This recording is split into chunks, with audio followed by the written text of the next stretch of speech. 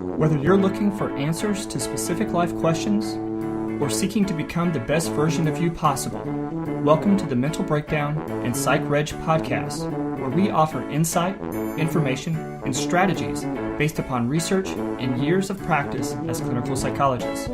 So sit back, have a listen, and get connected with our hosts, Dr. Bernie Wilkinson and Dr. Richard Marshall. Welcome back. Richard, we just finished a great interview with Alastair Mordey, and he is an accredited addiction counselor from London, but he's actually based in Thailand. Right. So we need to get our map for the back wall here. We really and do. Put little pins in. Okay, we're going to do that. For people that we talked to. Because we talked about places. doing that before. Yeah. Okay, we're putting a map up. So he's in Thailand, which affects the video some. And so when you're watching, if you watch this on YouTube, we're going to have pictures from his website up and stuff because it was quite grainy and there was a bit of a delay. Audio is pretty good through most of it. There's a few parts that's a little choppy, but you'll get enough. You'll get enough. The viewers can get enough out of it. I was jealous listening to him. Yeah. What was absolutely fascinating is he was an addictions counselor in London, and he said he worked in an area of London comparable to the Bronx in New York. So it was a difficult street-based frontline addiction work. But he got frustrated with it because he was limited in what he could do because you're the British national healthcare system. Yeah. So they had to work within the confines of that. And with addictions, you sometimes have to go outside that. Right.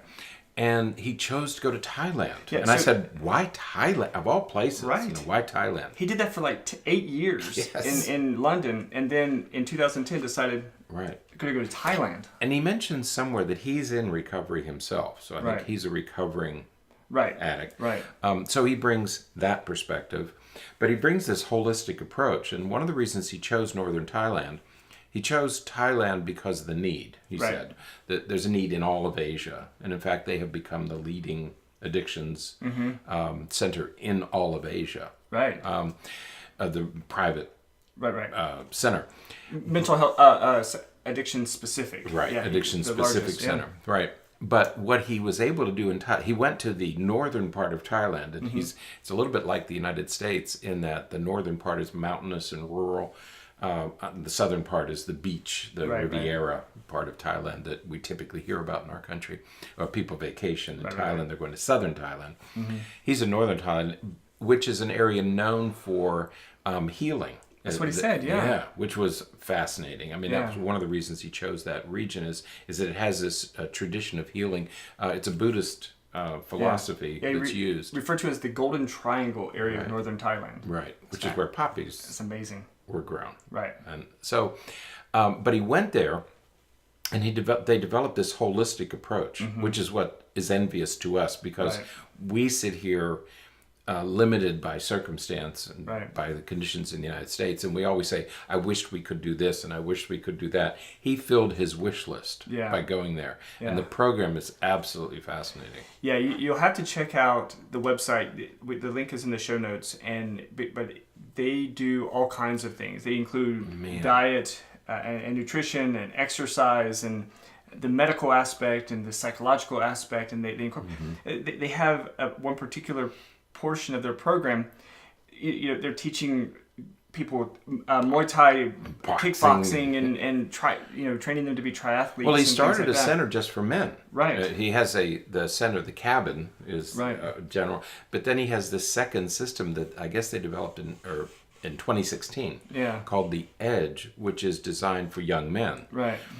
Interesting because we just did a week on men's mental health, and there is a specific need, and he says men need these physical activities, they need these near-death experiences, they need to exhaust themselves physically, something which modern culture doesn't do.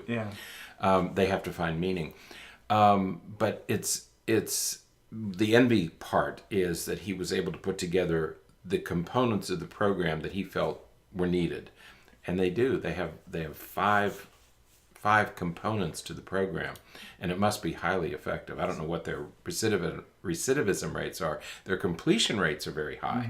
I mean, 96% of people finish the program. Yeah. So, Fascinating approach. It's impressive stuff. So definitely check it out. You will have, there's links to his YouTube and Twitter and everything in the show notes, so you can follow all of his posts and all of the work that they're doing there in One more comment. You and I have always said, addiction's not the problem. It's the underlying. It's what's behind the addiction that becomes a problem. And he said one of the fascinating things he said was, here you have these addicts, and most programs say, here, first of all, we're going to take away the drugs. Right. He said, you can't just take away this thing that they've been depending on for some length of time. You remove that and you go into panic mode. Right. So it's a replacement. Right. And so his program replaces the drugs with something healthier, with a healthier alternative. But it takes time, and it takes this multifaceted approach. Yeah. So though the video and the audio are a bit of a challenge, it's well worth it. Right. Take a look at this, because this is the future of addiction treatment, I think. Yeah. Well, primarily the video is a challenge, but the audio is pretty good. Audio should be okay. Yeah. So I'll be editing, and we'll see how it goes. Just edit the daylights out of this thing. It'd be great. Okay. So, all right. So definitely check out what he's doing. It's awesome stuff. So, all right. We could do it here. Yeah. They take insurance. Did you see that on the website? They take. You got to get to Thailand. It costs $2,000 to get there. Well, but if you can, that may be. Boy, that would be the program to go to. And they also have a wilderness program. They've incorporated a wilderness program into it. So they have they got it going on. Very thoughtful approach. They got it going on. So, all right. Well, that is it. Enjoy the podcast. Let us know what you think, and we'll love to hear from you. Yeah. So I'd love to hear from you. All right. Enjoy the podcast. Hi. Good morning. Hi. How are you guys? Good. Good morning, but it's really evening for you, right? Yes. About 5 in the afternoon. Yeah. Mm-hmm. Wow. Well, it's 5 a.m. here, so we're right at 12-hour difference. Pretty much there. We did an interview with a gentleman from Australia and another gentleman from New Zealand, and so these time differences are always fascinating trying to negotiate times. Yes, very difficult when you're on this side of the world. But great to see you. Yeah. Thanks for having me on. Hey, Alastair, why are you on that side of the world? Well, Asia has had a growing addiction problem. My feelings are it needs an entire paradigm shift in terms of talk therapy. It's modernizing. People have got the same problems that humans have got everywhere, especially when their society starts to get more complex. They have family problems and emotional and mental health problems, and there really isn't a lot here. And that's true generally of mental health, not just addiction. So there was I suppose from a business angle, a gap in the market, and from a humanitarian angle, a need. So we started in Chiang Mai in northern Thailand, which has a bit of history as a healing capital. It's very different to what your image of Thailand might be in the south, the beaches and so on. Chiang Mai is mountainous, and a spa town, really. A healing place. How long have you been in Thailand? We've been operating here for 8 years. So we're probably the biggest addiction healthcare provider in Asia now. Yeah. We in Asia? Yes, in the whole of Asia. Yeah, addiction specific part of behavioral healthcare. Obviously, there are a lot of big conglomerates, but as addiction specialists, we're a small multinational now. Yeah. Okay. Wow, that's fantastic. And where are you from originally? Originally from London in the UK, and my background was working right at the other end of the spectrum, really, with what we would call in the UK the public sector. So I guess what you guys might call not-for-profit, but it's really the government-funded sector. In one of London's more notorious boroughs, Haringey, which is a very probably something similar to the Bronx or something like that, and working primarily with street drinkers and crack cocaine users who were government funded for treatment. So then I did about the same amount of time there, about 7 years in that, and then I decided to go into the private sector and try something new. I felt I had more ideas that really I needed to own my own, or be a part owner of my own organization in order to develop my treatment philosophy. Well, excellent. I definitely want to talk to you more about your center in a bit, but so that was you kind of answered my question as I was going to ask it. That one of the shifts was made because of the interest of being able to do things that you maybe couldn't do in the more public sector. Yes. I mean, in the UK, we have we may cover some of this ground, I guess. The UK, Australia, New Zealand, Scandinavia have very specific philosophy with regard to addiction that's kind of diametrically opposed to what you have in the States, actually. Canada's probably up there with the UK as well. They're very libertarian, which is fantastic. And they're very pro-harm minimization, which is absolutely needed. We need needle exchanges and things like that to prevent spread of bloodborne viruses and so on. But the baby gets thrown out with the bathwater a little bit because abstinence-orientated treatment programs, which are awesome as well, are underrepresented and under-promoted, I felt, in the UK. That's not a problem you have in the States. You have the opposite problem, probably. You have a lot of private treatment centers and 12-step based programs, and not a lot of harm-in. In fact, some harm-in procedures like needle exchanges, as I understand it, might even be not legal in some of the states. So, you almost have the opposite problem. And I'm up for both, but I felt that it was unbalanced a little bit in Northern Europe, yeah. Oh, all right. Yeah, so there's some significant differences, between some of these different areas. So we'll definitely get into some of that while we're talking today. Yeah, we rely on the 12-step program primarily. I think that's the most popular and most used. But you're right, there are state-to-state differences regarding needle exchange programs and the use of other medications to replace addictions. Yeah. So you were saying before that there's a growing, there was a significant need there in Thailand specifically, but I'm supposing in Asia in general, of some substance abuse treatment programs. Here in the United States, we have this massive movement now starting. We're calling it what do they call it? The opiate crisis. Opioid crisis. So it sounds like some of these issues are global. Is that what you're seeing? Yes. Obviously, we treat a huge amount of foreigners. In fact, predominantly foreigners, predominantly Westerners, because we're a private treatment center. But we also take Thai nationals and Chinese nationals and a lot of Australian nationals. So we are probably quite close to being we're probably the most multicultural, large private treatment center in the world, I would say. We have Taoists and Buddhists and Hindus and Jews and Christians and Muslims in treatment every single day of the year. So from, probably 20 or 30 nationalities in treatment every day of the year. So what we're seeing with the opiate epidemic, if you want to call it that, in North America is part of a pandemic. So, opiates and methamphetamine-based drugs are epidemic in lots of hotspots in the world. So that would be certain parts of the United States, particularly, strangely, the Appalachians and places like that.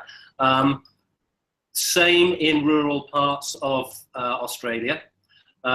Also, the same in certain communities in urban areas in Australia and London, particularly the gay community and so on, with certain drugs. So there are hotspots. Also, northern Thailand is a hotspot for methamphetamine production, which is not widely known. It's the Golden Triangle area that was opium producing is now methamphetamine producing.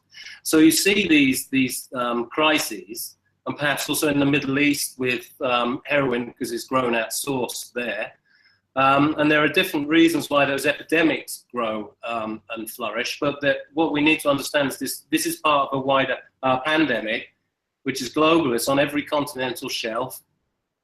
There are reasons for that are to do with modernity and our adaptation to post-industrial era, really, I would say, which doesn't take away from the fact that it's also a childhood-based illness. It's an adolescent illness, but the roots are strong links. The roots are in adversity in childhood.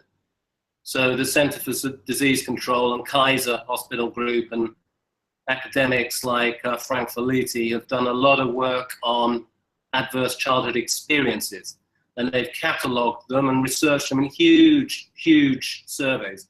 And this is not a middle ghetto underclass problem. Most of the 17,000 adults that were put through the ACE study, the Adverse Childhood Experience study, were from middle-class backgrounds of various ethnicities. And what they found is out of 10 common childhood adversities, ranging from having a sibling in prison to a parent with a personality disorder, or divorce or bereavement and so on, all the things you might expect that boil down to abuse, neglect, or household dysfunction, that if you scored highly on those 10, not only would you be much, much more likely to be an injecting drug user, but you'd be much more likely to be a heavy drinker, a heavy smoker, or obese, and therefore die of illnesses which I often think are secondary illnesses to a primary illness which we currently call addiction, which isn't a very good word for it. But I see impulsive and compulsive behaviors like smoking and drug taking, etc., as the primary illness, and the lung cancer as the secondary illness. Now, the World Health Organization wouldn't see it that way, but that's what I see. And this is to do with, so it's to do with childhood, it's to do with how our younger generations are raised, and underneath that, though, is what sort of world are the parents living in?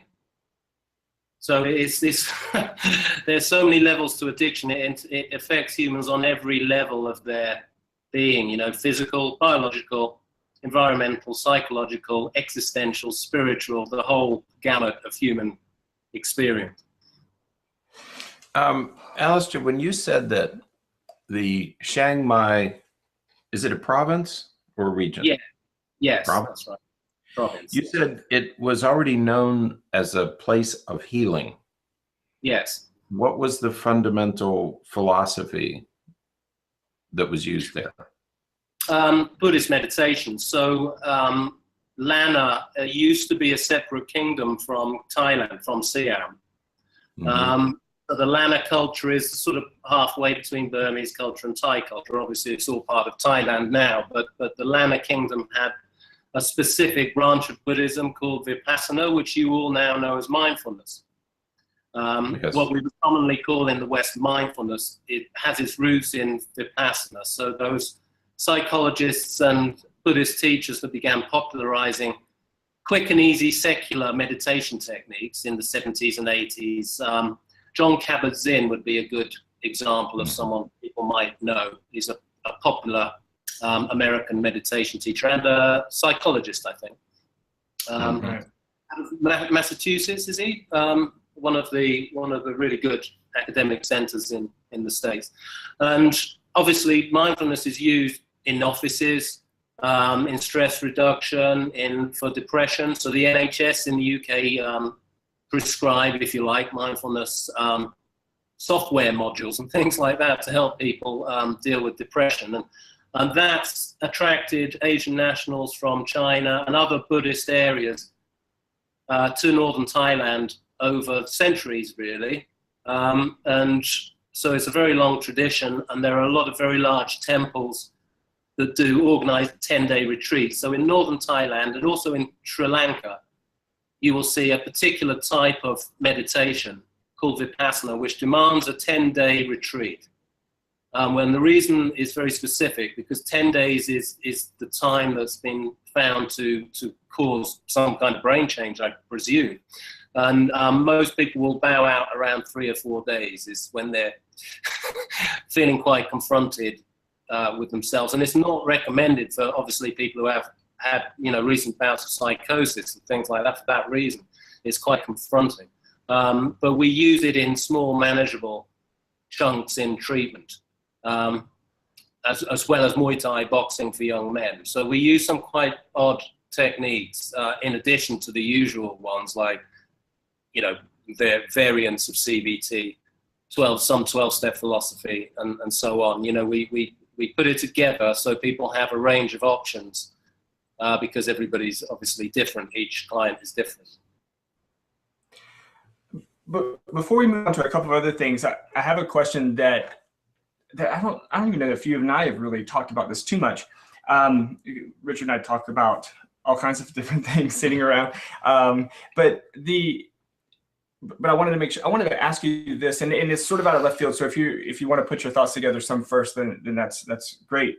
You were talking a moment ago about like early, these adverse childhood events and some of these things that we know or seem to be predictors in some ways of substance use and increased prevalence and risk of substance use. And so we see those kinds of tendencies. We see, and we know that there are certain characteristics and traits that may make a person more or less at risk. And you mentioned sort of the existential type of crises and things that we need to talk about. And at the same time, we refer to much of what we do with substance abuse as, especially here in the States, at least. I'm not sure if other countries do the same thing, but in the States, we refer to it like the war on drugs. And it makes it seem very confrontational, very like us against them. We are at war with drugs, and oftentimes that includes the person who is abusing substances. And I would love to hear your thoughts about that. I know it's kind of out of left field, and if you want to put your thoughts together some first, that's understandable. Yeah, no, I've got very clear views on that, and there's a very clear movement that's developing around it. I mean, there's obviously a very well-known book that your readers might want to check out by Johann Hari called Chasing the Scream, which is a very interesting book. It talks about the way that Billie Holiday was persecuted right at the beginning of the war on drugs. So there's some very personal examples, and sort of ends with the sort of conclusion, spoiler alert, that the war on drugs isn't working because it pathologizes addicts, obviously, rather than the illness itself. And this is all stemming out of a white paper, I think, a white paper that was released by the London School of Economics probably 4-5 years ago, I think really set the tone for this. You have other theorists like Gabor Mate in Vancouver, that Dr. Gabor Mate is a very good addiction doctor. So there's a rising movement that we should not really be placing the amount of funds that we're placing in border checks and sort of semi-military exercises on crop eradication, and it's all about the amount of money you spend on each sector. How much money do you spend on stopping drugs getting to your country? How much money do you spend on putting dealers in jail? How much money do you spend on treatment? And how much money do you spend on education? And everybody agrees, and the white paper that the LSE came out with said we need all of them. But currently those first two, the sort of policing and the sort of military involvement globally, not just the American DEA and so on, but also operations going on, say, here in northern Thailand to eradicate methamphetamine production. It's relatively unstoppable. And actually what they found is causes more violence, because you eradicate a gang in northern Thailand, and it creates what's called a bubble effect. And there's a war between the next three lower ranking gangs, during which there's a huge amount of bloodshed, and one of them re-emerges anyway as the new top gang. So the demand is there, so the supply will be there as well. So there will always be dealers, etc., and criminal organizations. And one has to ask, if you even manage to get on top of the drug problem and prevent people from wanting drugs, which is going to be very difficult, they'd move into something else anyway. So there's a big movement afoot that the war on drugs is not working, that we should be spending more money on education and treatment. I say that education is quite problematic as well, because when people say, what preventative work can you do with addiction? I say, not much. And then they look very confused and slightly crestfallen. And they say, what do you mean? And I say, well, you can make a childhood between a decade and a half of childhood much better, if that's what you mean by preventative work. How's about rearing children that aren't likely to be traumatized and therefore use drugs? And again, I'm not talking about kids in ghetto underclass. I'm talking about kids from every socioeconomic group. If you fancy doing 15 to 20 years of really awesome parenting, you won't have somebody who has a predilection for using drugs. You just won't. And that I'm quite, and that's not, no parenting came with a parenting manual. It's not just the parents, it's the neighborhood, it's society. It's very, very easy to go wrong as a parent. That's not a damnation on parents. It's just what I'm saying is the preventative work is not going to be a load of shiny booklets or TV commercials. All the kids know in a country like America or the UK what drugs are which and what they do and what the risks are. They know those things. They are likely to use them if they are feeling meaningless, unrewarded, unguided, or at loggerheads with the surrounding culture, which is not just their parents. Right. So preventative work is societal. It's a really huge job. I know it's way beyond the scope of this program, and the war on drugs is obviously, by the same token, really rather hopeless. So we need to be putting money into treatment and then perhaps general psychological well-being for society or the young generations, not just addiction warnings. That won't work. It just won't work. Right. Alastair, you mentioned that it's safety, it's a search for safety and meaning, or the absence of safety and meaning, that drives addiction. How did you arrive at that? What was your journey, or how did you arrive at that focus? Well, on one level, I'm quite a reductionist thinker. So when my clients in treatment, especially those who are more rational, they might be a doctor or they might be a professional man in their mid-30s or 40s or something like that, or a headmaster perhaps. And they say, it's not working for me, Ali. There's 12 steps and so on, and I'm very all-inclusive. So I go, okay, let's break it down then. What if you had a neurophysiological talent for being addicted? Do you think that might be likely? They said, yes, I've thought of that. And so then we start to talk about how addiction at its roots it doesn't define the whole of addiction, as I said, because addiction comes on multiple levels, but at its root, it is a neurophysiological condition. Usually people who use drugs and alcohol and other behaviors to self-medicate were ill before they did it. They were already ill, and the amount of nodding heads you get when you're running group therapy with addicts and you say, do you recognize these symptoms? Restlessness, irritability, discontented, lack of meaning, lack of purpose, even when you're doing something that should be meaningful, like being the President of the United States or a father, or something which has inherent meaning. Those things haven't stopped those people from becoming addicts. Even though they had a post or a role in life that was full to the rafters of meaning, it did not stop them from becoming an addict, because neurophysiologically they're not well. So there is a biological basis to it. So that's how I first started to think about it. And then, you all know, you're psychological professionals, you know the links between dopamine and addiction, and they are over bloated sometimes, those links. But one interesting exercise you can do is to think about addictions. I think you had a previous podcast called Why is Everything an Addiction? And I agree with that. It's this kind of ridiculous, the trivialization of addiction. People say they're addicted to all sorts of things that they can't be addicted to.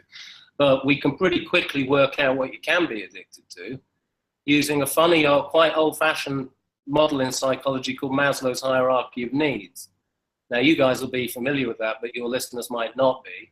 So Maslow had a pyramid of human needs that go more or less one by one. And the bottom one is breathing and eating. And then it moves up to being warm and having a house. And then it moves up to being loved and feeling like you belong, and moves up to being esteemed for what you do and getting what we call respect these days, and finishes off with, you know, hobbies and creative pursuits. And obviously, if you're being strangled currently, you're not bothered about whether your house is on fire, you know. And if you're, you know, looking for esteem but not getting it, then you need to sort that out before you can become spiritual or take care of your existential needs. Now, all of those things that are on that pyramid can be addictions. And the reason is because they're all things that our dopaminergic faculties evolved to help us get. So initially, our mammalian and reptilian progenitors evolved dopaminergic pathways to get food and sex. And then as mammalians sort of evolved further, that included bonding and a sense of belonging, nurture, being groomed, things like that would have stimulated our dopamine pathways. And then, as you've said in previous posts, more or less anything enjoyable. But the thing is, addiction's got nothing to do with enjoyment and everything to do with survival. So the word reward is a very different word to pleasure. So addiction is a reward deficiency kind of syndrome or condition, and that's got nothing to do with pleasure. So we're looking people who are either naturally unrewarded because their brain chemistry works that way, or their environment has made them that way, will seek rewards. And not all rewards are pleasurable. You see, so right. If you ask any addict if they enjoy their addiction, they will give you a resounding no. They are taking heroin because of the meaning that they find in heroin. Heroin is a resource which helps them get up in the morning, get out into the world, fight off enemies, and survive. It's a resource. So you can place it on Maslow's hierarchy of needs. People who don't have any belonging in their childhood and no sense of esteem that was given to them by parents, elders, or society will recruit that feeling through more or less any highly dopamine enhancing experience. But the kicker is you can get that from a life of meaning as well. In fact, the most strongest kind of release of brain dopamine that you're going to get is going to be a quasi-spiritual experience. So that's where you get your spiritual programs coming in, and that's why they work. They work the same way that drugs work, just at a higher level of the pyramid. So that's how I came to that. And as far as I know, not too many other people have made that connection. The dopamine connection is obviously massively researched and completely understood. But the range of human behaviors which stimulate dopamine is very large, but there's only certain of those behaviors that are highly and naturally and adaptively rewarding. In other words, we evolved that way. So you look at gaming addiction. Well, it's exploring. You know, it probably is addictive, gaming, and I'm a bit nervous about video gaming because it's extremely constructive as well in the right settings. That's the thing about video gaming, it's a very constructive thing as well. But it could be addictive, you see, because it's a primate behavior. Right. It's an ape behavior to explore further and further our horizons. And that's where the biggest and most clean hit of dopamine is going to be found, is in living a better life, a more meaningful life, a life full of purpose. And I think, you know, most addicted people hearing this, they'll probably be nodding their head because that's been their experience. That's fascinating. I really appreciate your description of that and explanation, because I think that's one of the big debates, controversies when it comes to substance use and those who become addicted to various substances or behaviors and I like the way that you connected it to Maslow's. And you use some of these terms because it's something that we've talked about with some of our patients, and we've talked about it on programs in the past, and that is the idea that the perspective that for the vast majority, if not all, individuals with substance abuse issues, addictive issues, there is some other underlying something, whether it's a mental health issue, it's a personality issue, it's a social issue, as you mentioned, a medical issue. There's typically something else there. And I think that, my experience has been that the place that most programs seem to fall short is that they omit that piece. They focus on the substance use. And so the goal is, you're going to spend 28 days here so that we can get get the substance out of your system. And then we're going to send you back home. But they're not doing anything to manage the root cause of the substance use. Yes. I mean, that because we're such highly social primates, I mean, you gather I'm an evolutionary thinker, probably a bit more than a developmental thinker. I mean, I'm both. I think, we've got to look at our brain, how it's been evolving since we were born, or not evolving, but how it's been changing since we were born. Our environment definitely affects us. It really, really does.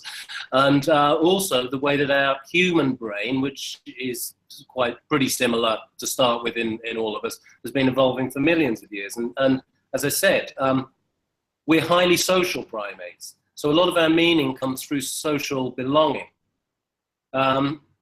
But the fact is, most people who become addicted will at some point in their life, before they started using drugs and alcohol, have said to themselves, I'm so bored that I would rather risk more or less anything than stay in this state of ennui, what we'd call in sort of psychological parlance a state of ennui, a state of mind-bending boredom.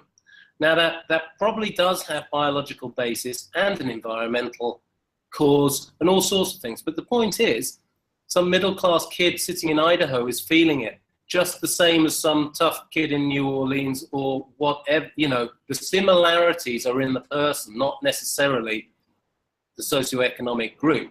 And I think that that's a societal problem.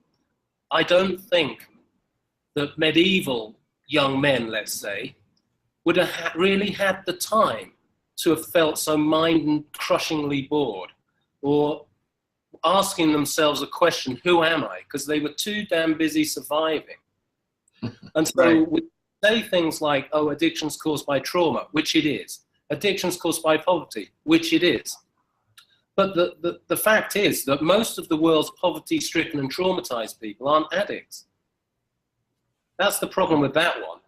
Most of the kids in sub-Saharan Africa must be partly traumatized. I mean, sub-Saharan Africa's got a really high rate of childhood soldiers.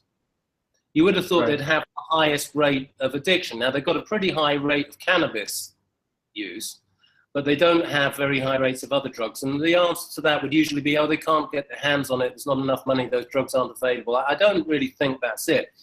I think addiction is not caused by, for a start, it has no causes. It has risk factors. And when those risk factors start to line up, you're in trouble. But really, it's not even, and those would be biology, environment, and access to drugs. But even more than that, it's not to do with those. It's to do with a lack of protective factors. And those protective factors might be stability, intimacy, traditional culture, meaning. You're a 9-year-old, 10-year-old kid, you get praised for taking the goat herd out if you're living in sub-Saharan Africa, or you get praised for playing football if you're in, the USA.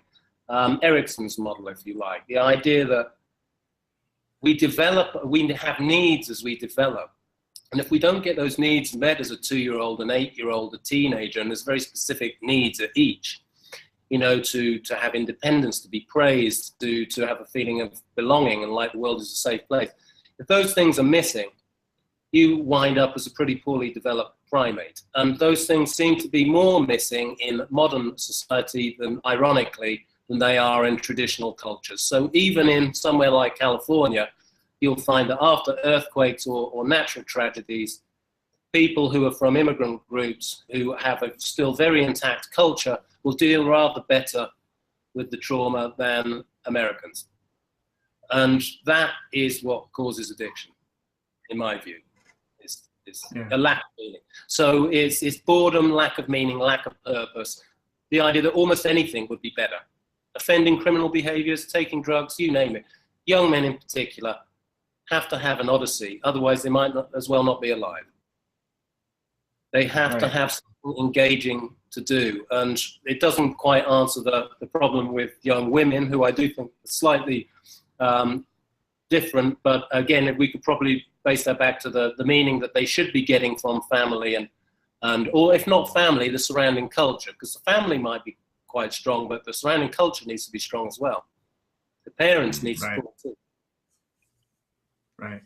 And certainly the expectations we put on each other. Right.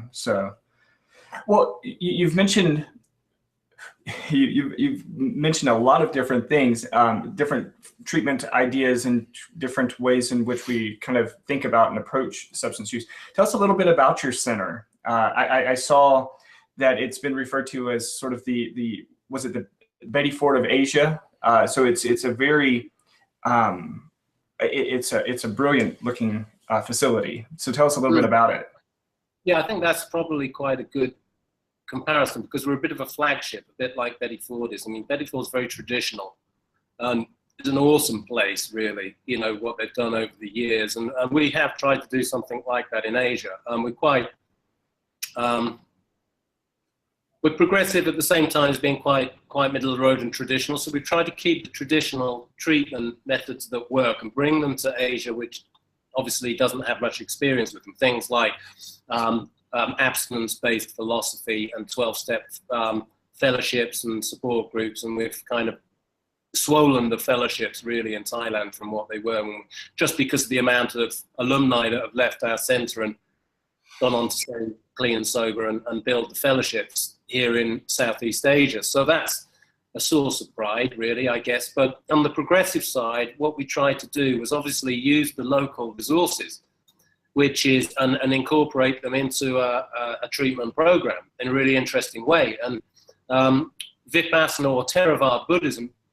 Vipassana or mindfulness, if you want to give it a secular title, works really, really well with traditional American treatment methods like abstinence-based philosophy and 12-step sort of facilitation, if not 12-step. You know, you can't do 12 steps in treatment centers. Obviously, it's the principles that you're imparting. And so we do that via mindfulness a lot. So there are a lot of parallels between Vipassana practice and 12-step principles. Most specifically of all, you can deploy mindfulness onto cravings. So I use particular psychological interventions to treat particular parts of the illness. So one very distinct part of addiction, which everybody recognizes, or should we say a talent that addicted people have that non-addicted people don't, is the ability to crave strongly, which is, one of the things which causes recidivism or relapse, as most people would understand it. And there are neurobiological reasons for that. It's a memory illness at heart. So our mammalian brain, our emotional brain, is highly implicated in addiction, and we even build what researchers have called neural ghosts.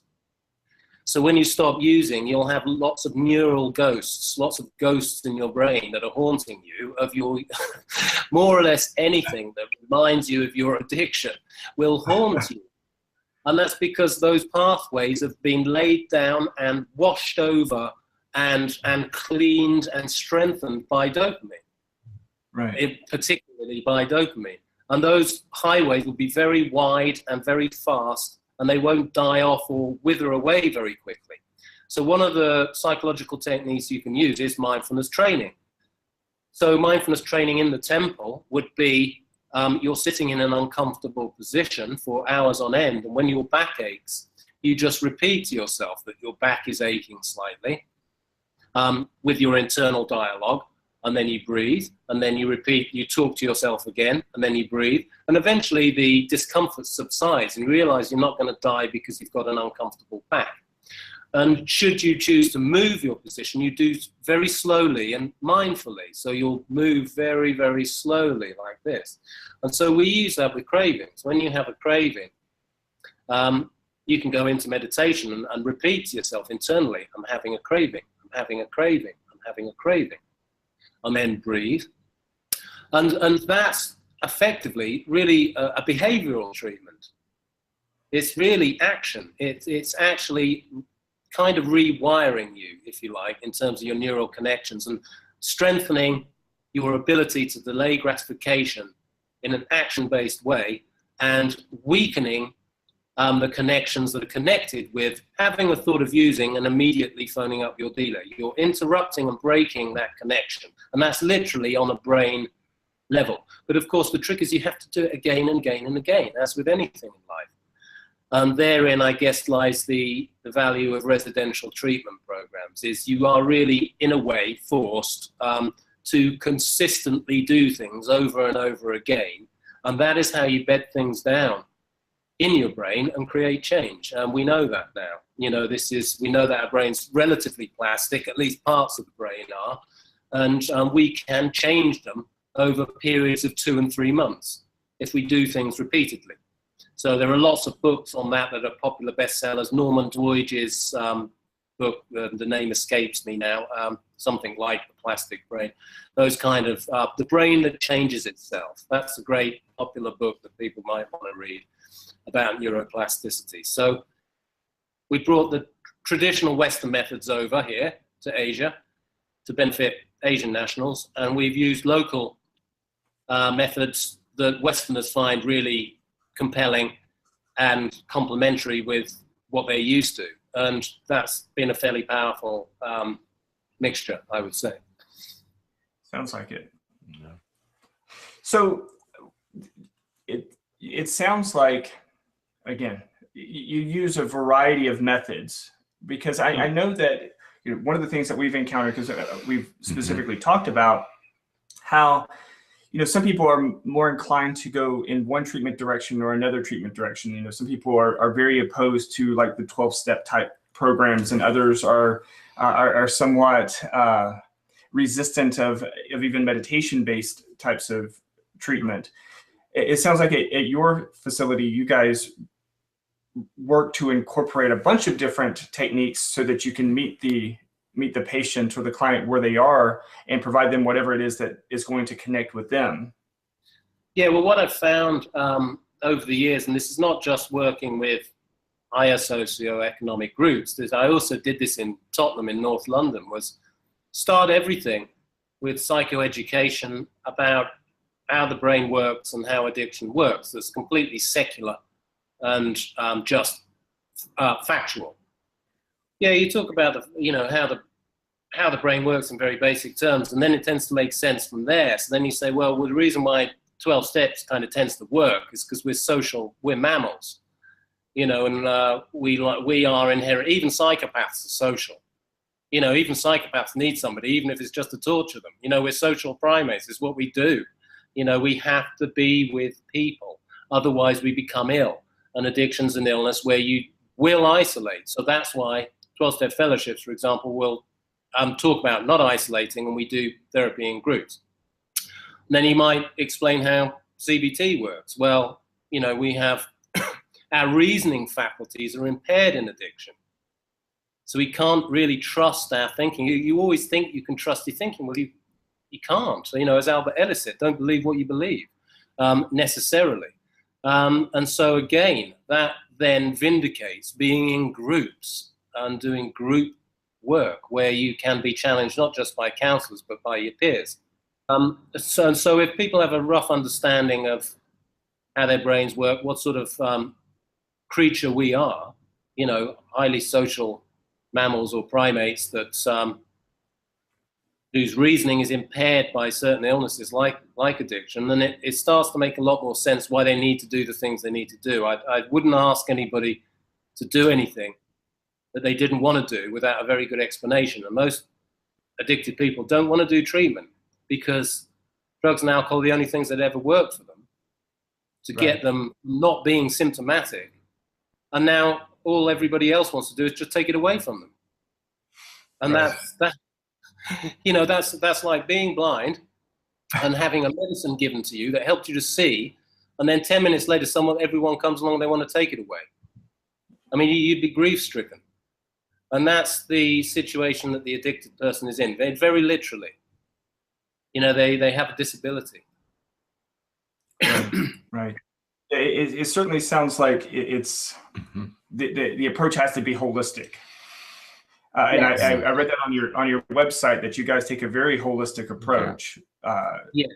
The physical element is also a very big and overlooked element in my view. A lot of treatment centers are nervous of physical activity because of the way that it can be misused by people with eating disorders and so on. Well, it's very easy to assess those who have got bulimic tendencies out of being able to over-exercise whilst they're in treatment with you, and very easy to allow people who are under-exercising and sedentary to do more work. And absolutely crucial, I would say, given that we know that the sort of good neurochemistry that's produced by exercise, fairly intensive exercise actually, doing a little bit doesn't do you much good. So especially with young men, we have a separate young men's program called The Edge. And that specializes in triathlon and Muay Thai kickboxing. Most of the boys tend to go with triathlon for obvious reasons, but some tend to go with the kickboxing. And so there are various reasons for that. There's the great neurochemistry, the encapsulins, the endorphins, all those nice chemicals that every addict wants. You can get them naturally by slightly over-exercising. And that's not a bad thing with young men, if it means that their recidivism is going to be brought down. So we've got to weigh the dangers of this young man having bulimic tendencies and acting out with his exercise versus him dying of a heroin overdose. Right. And I know once he leaves treatment, I know which side my money's on. So I take a slightly different view to a lot of American treatment centers in that regard. I do not consider running machines and weights and things like that to be some kind of work of the devil. I think that they're absolutely crucial for recovery, especially for young people, because they get into such mind-numbing boredom periods, even in treatment, that they need to be kept busy. And with the kickboxing, there's an added twist, which it has a kind of Jungian element to it. So your listeners might not be familiar with Carl Jung, who's not so fashionable these days, but in essence, Jung was a colleague of Sigmund Freud's, but he differed from Freud in that he thought that addiction was a spiritual illness as such, and he was a bit of a precursor to 12-step fellowships in that regard. And he thought that all addicted people were engaged in a search for meaning, and I think that's true. And you see it with young men. They don't have a challenge that's engaging enough to keep them out of trouble. And so what we want is some safe, manageable chunks of danger is what they need, or some of them do. And as a society or culture, we need to make that available again, because it's not, and it's damaging, and it's not how we evolved. Right. Alastair, in our work here in our clinic, we always emphasize the value and the contribution of sleep, nutrition, and exercise. What do you do in terms of nutrition? Is that part of your treatment? Yeah, it is. We've got a nutritionist on site it differs slightly between the main program and the young men's program, because the young men are effectively athletes, so they have to have a fairly high calorie diet. But the main program, we are very light on the carbs and sugar. In fact, the sugar's pretty much out of the diet, and the carbs need to be quality carbohydrates, brown rice, whole wheat pasta, things like that, lots of salads. Fruit is not to be overconsumed, so we only make fruit available and fruit juice and things like that only available at certain parts of the day, because we found that people were binging on it. Then you have the coffee machine as well, which needs to be removed for most of the day for the same reason, because when people are in treatment, there's a reason why people in treatment immediately try to engage in romantic relationships, start smoking twice as many cigarettes or drink twice as much coffee, because they're desperate to recruit as much brain dopamine as they possibly can, because they just lost their main source. And so nutrition has to be good for that reason. It also has to be good, obviously, for the reconstitution of their brain and body. So Thai food's pretty good. It's a pretty good starting point, Thai cuisine, for a healthy diet. So we haven't had to, create huge menu lists. It's just the traditional Thai food, sort of reinforced with salads and an idea that the carbohydrates have to be slow release, not nasty white rice and white pasta and white bread. Perfect. Well, we have kept you for quite a while this morning/evening, and so anything else that we haven't really touched on that you would want to share with the listeners? Certainly, like how they can follow you, where they can learn more about your program and what you're doing.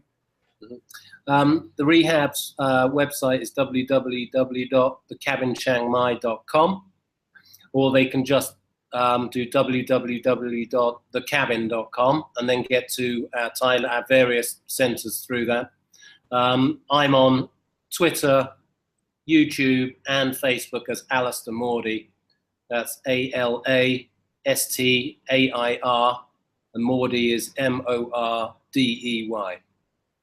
Perfect. And I'll include links to all of that in the show notes so people can check that out and follow you and see some of the work. And it's fantastic stuff that you're doing. It's wow.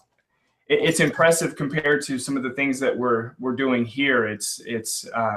We feel somewhat hamstrung here sometimes, that we really can't get some things going and approach things the way that we would always like to. So thanks for having me on the show, guys, and good luck with your work. We appreciate it, and the same to you. Anytime you ever want to come back, if there's anything else going on, just reach out, let us know, and you're always welcome to come back on. Be a pleasure. Thanks, guys. All right. Great. Thanks. Have a great day. Bye-bye. Bye.